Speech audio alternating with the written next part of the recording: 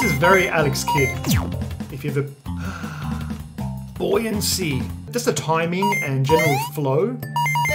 Oh, what the? What is up, guys? 2020, Happy New Year. We are officially back. So I wanted to start the year with something a little bit different. So there's been one particular individual by the nickname of Cobalt Steel. So he's been on my Discord for the past few months, slowly but surely working through his first game project. And it's been very impressive to watch him start from just following along with my YouTube tutorials with those Mega Man ones and slowly turn it into something of his own and turn it into like a fully fledged game that he's now got up for sale and download and all that stuff. So congratulations, man. I'm really proud of what you've done. So let's take a look at it, shall we? All right. Operation Dynamite.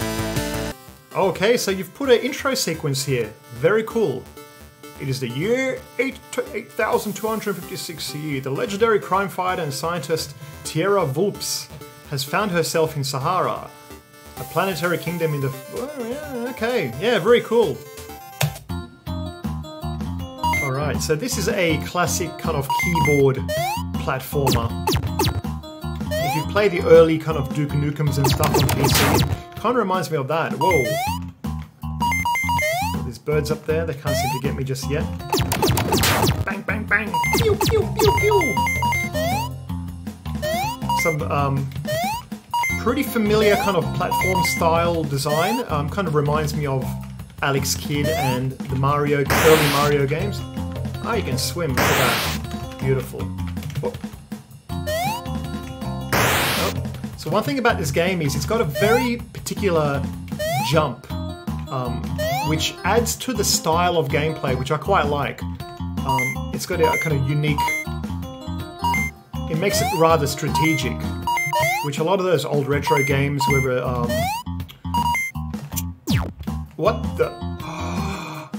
What was that?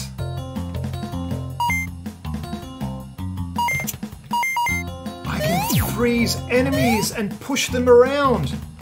Hey, that is a pretty cool little system you've added. Really cool. Fire. Very nice. Hey, I'm impressed. For a first game, this is pretty good. And like I mentioned, this game started with that Mega Man platformer tutorial that I posted on YouTube. And it's a lot here. There's a lot of content, a lot of different mechanics. I love this dripping lava. Boom! Classic spikes. Really nice. I like this tropical landscape too. What's that? Is that a power up?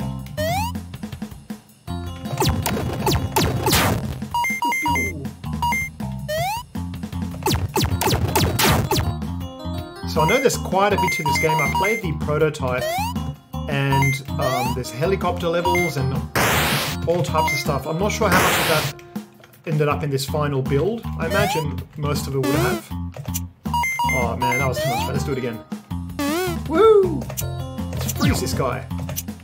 I love this. That's such a clever little mechanic.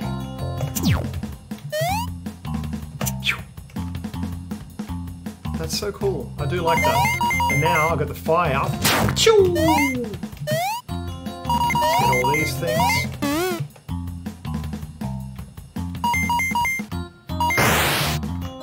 So I noticed there's the background layer is maybe, I don't know if it's intentionally, but the sky sits a little bit above the, or the sky or the water level, the horizon point, sits a bit above the platform. I don't know, I'd maybe move it down. It just seems a little bit distracting. Just because we've got these two parallel lines between the terrain and the background. Whoa! Like here, some players might think this is like a water line, but in fact the water doesn't start till you're down here. So that's kind of a bit confusing visually, but it's not a big deal. I'm sure that's an easy fix. Whoa! I love indestructible blocks. I have a bunch of my own game. So look at this, we are now submerged. How cool is that? This is very Alex Kidd. If you've a buoyancy. So I think you'll appreciate that for a first game. I mean, up to you what you think about the graphics. It's not to everyone's taste. I kind of like it. It's got that very retro vibe, but either way, there's a lot of thought that has gone into the mechanics. The fact that we have buoyancy underwater and stuff like that is really cool. Level complete. Aha! So we are now in a brand new environment.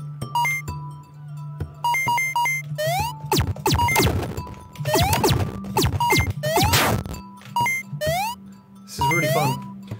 Oh, more things to destroy! Spam that button. So what I like here is that the music has changed, the background has changed. It's given us a very unique feel, even though the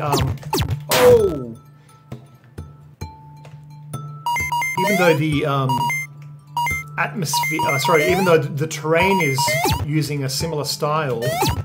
Well, this is very tricky. I like it.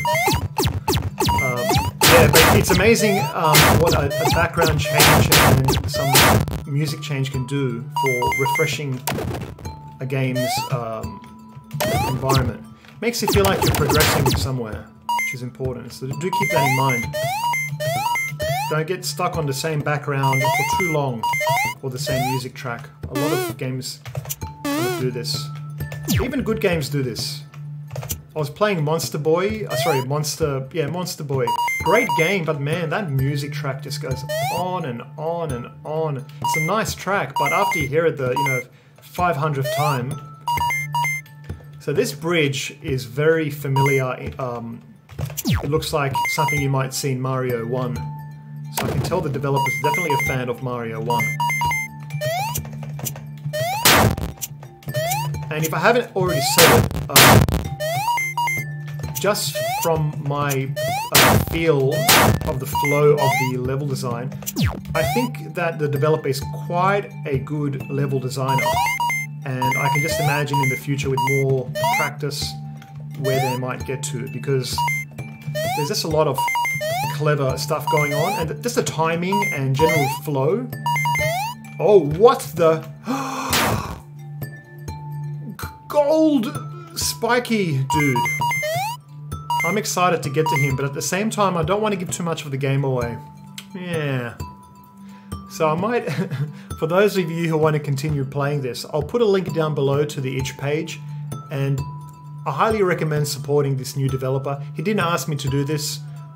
I just felt it was the right thing to do. Seeing how much work he's put into this game, I thought I'd reward his heroic effort by giving him some free coverage.